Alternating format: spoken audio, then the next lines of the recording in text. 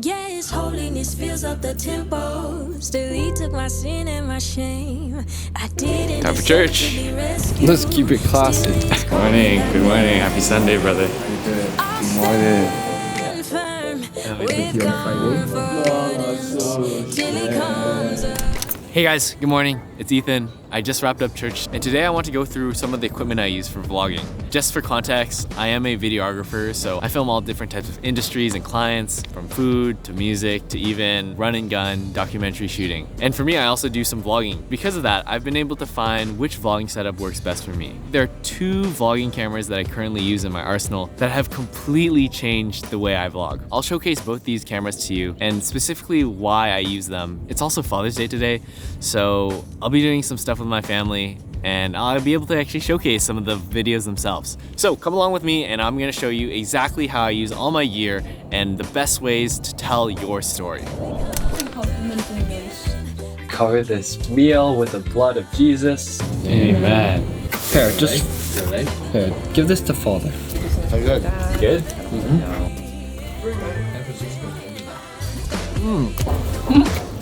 Someone's looking at me. Someone wants somebody to eat. Just probably smell. Me. Okay, so before I get into the actual setup, what I'm usually looking for in a vlogging setup is a few things. It's light, it's compact, and it's very easy to use, so there's not a lot of friction for me to pick it up and start vlogging. I have used cinema rigs in the past, and I've also used gimbals. It's just a little too clunky for actually using it on the go, especially in like run and gun situations where you don't necessarily know where you can film all the time. So being able to have a small, light, compact setup is super important. The other thing I look for is decently high quality video. People think 4K is often the high quality standard for good video, but in reality, you don't need to film 4K to get high quality footage, and I'll show you what I mean. So the first camera I use is the Sony ZV-E1, and it's mainly for two things. Sony's cameras are on another level when it comes to autofocus, and so when you're vlogging and you are moving around, setting up shots, you don't necessarily have someone behind the camera all the time. And being able to have good autofocus and rely on it is something that I absolutely prioritize when filming, because you don't want to get a shot that's out of focus. Don't get me wrong, most camera brands are pretty solid in terms of their autofocus these days, but if most camera brands were at 10 out of 10, Sony's is at 11 out of 10. It's just that good. And the ZV-E1 also has a 12 megapixel full frame sensor.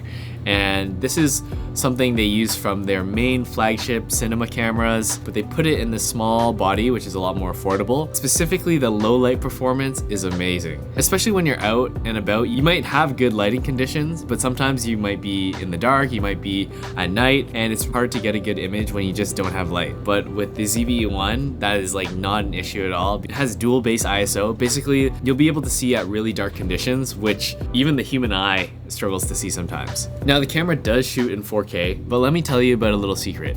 I actually only film on this camera in 1080p. I know. If you actually look at the 1080p footage, it's actually really high quality. 4K is nice. It also requires a lot more storage to save these big 4K files. You see, when I film these YouTube vlogs, when you upload videos to YouTube at 1080p, it does actually compress the video a lot more than it does in 4K. But the way I get around that is actually exporting the final video in 4K. Even though it's filmed in 1080p, the timeline is 4K, which means that when I upload it to YouTube, it doesn't apply the same compression to those videos. And because most people are watching YouTube on their phones, the quality actually isn't a noticeable difference. Now, no camera is complete without a lens, and the lens that I personally use is the Sony 16-35 f4 power zoom lens. Now you might be asking, what about a f2.8 lens or maybe a prime lens with, a lower aperture? Don't get me wrong, there is a use case for each one of them. The f4 works perfectly for me because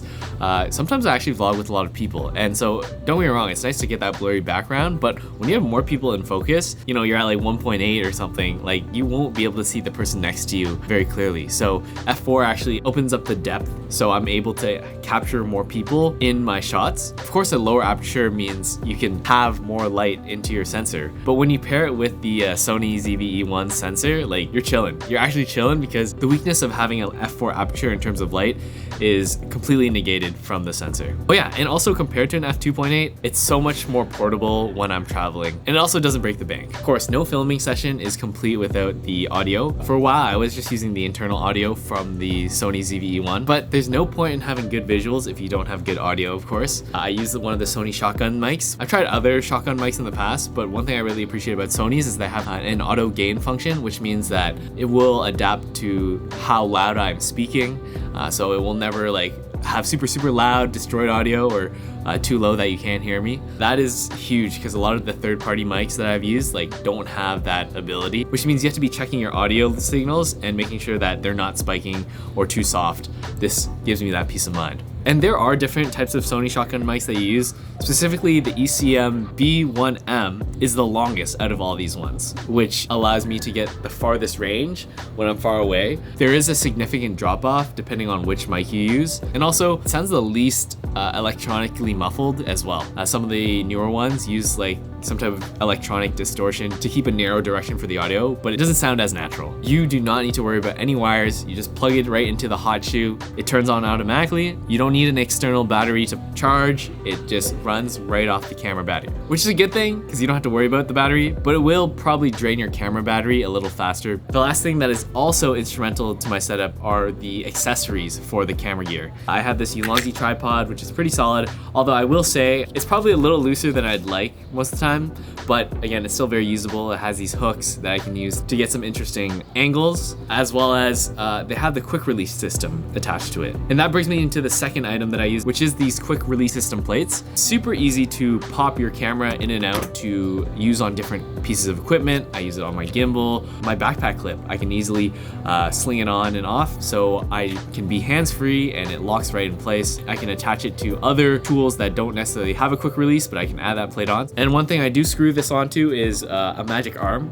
A magic arm is so clutch in just clamping onto items that are really not traditional, but you can get some really unique perspectives. For me, I was in a season where I was mainly traveling on the subway. So in order to spice up some of the shots I had on the subway, I would just clamp this to the metal poles and it got some pretty unique looking angles. And we'll actually be using it later in the vlog when I go bike riding. But the very last item, which I will mention, is an ND filter. This variation I have right here is a variable ND, so it means that it will change the darkness level based on how you spin it. This is important because if you want a blurry background and you also want your motion blur to look natural to the human eye, you need to change the other sources of light, which the ND filter does by acting like sunglasses for your lens. Okay, I think that was oh my goodness, that was a mouthful. Well, it is still Father's Day, so I'm gonna head on a bike ride real quick. I won't be using this camera. I'll be using the camera that I'm filming all these shots of the camera on, which I recently just added. And I'm not putting this lightly, it's honestly a game changer. Check it out.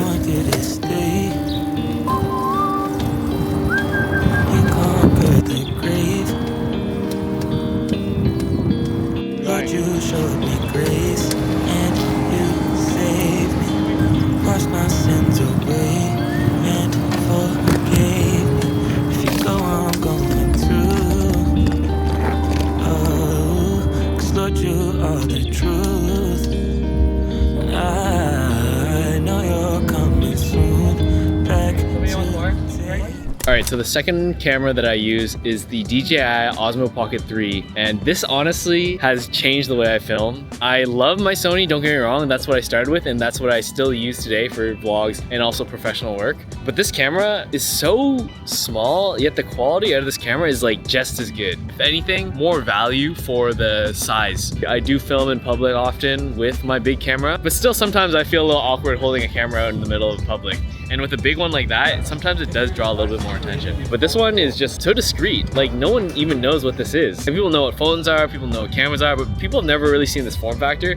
So it just makes it super unobtrusive when filming. If you see, I was actually able to attach this to my bike using the magic arm plus a adapter to the back of the DJI camera. And if I tried to use Sony, it could work, but I wouldn't want to risk putting such a heavy duty camera on a mount that could easily fall because it's a lot more heavy. The other thing that I usually use, which I didn't bring because I was in a rush yesterday are the DJI mics, the mic mini specifically, because I don't need an extra transmitter or anything. I'm able to just connect directly and the audio sounds really good. It also works with the Sony too because there's a hot shoe adapter, so I don't have to use any wires with these mics. Plus they have this feature called auto gain. Same thing as the Sony mics, they will adjust to the loudness of the sound around you. But I've been really impressed with the audio that comes in the camera itself. It's just so crisp. Other accessories I do use include this case for my DJI. It has a magnetic mount. It allows it to stick on things that you would usually not be able to place it. It has these action mount threads which allow me to, again, mount it to the bike and other adapters. Other thing I do use is this ND filter. I just set it on the lowest setting and then I just put it in auto. That allows smoother motion blur without having to try and adjust it every single time. Last thing I use is this case. I can still fit a protection around the head of the gimbal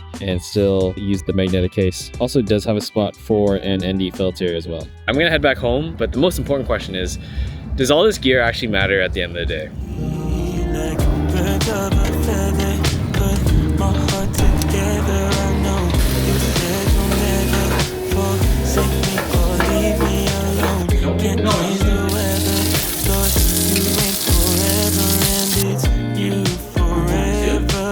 Is this a grape or a really unripe blueberry? It's better to eat blueberry. Oh yeah, it's an unripe blueberry. I know no one could love me more.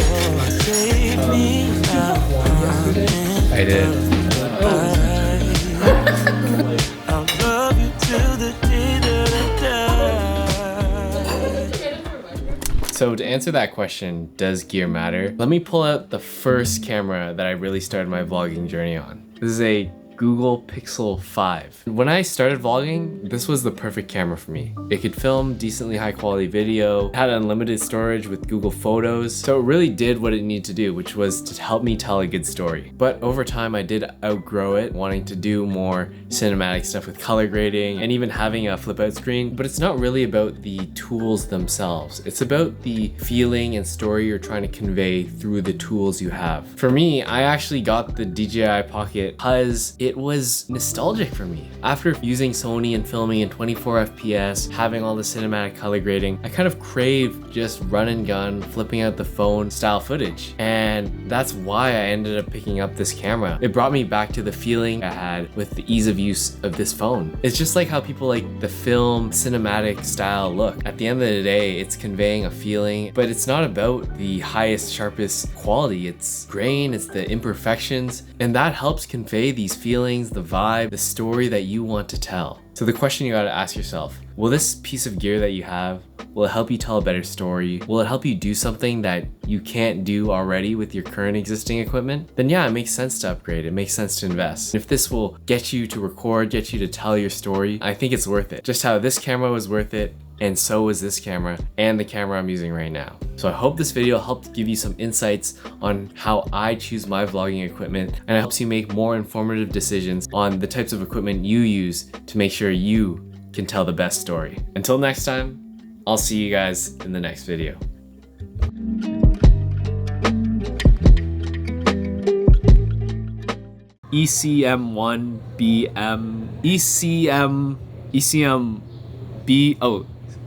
Sony ECM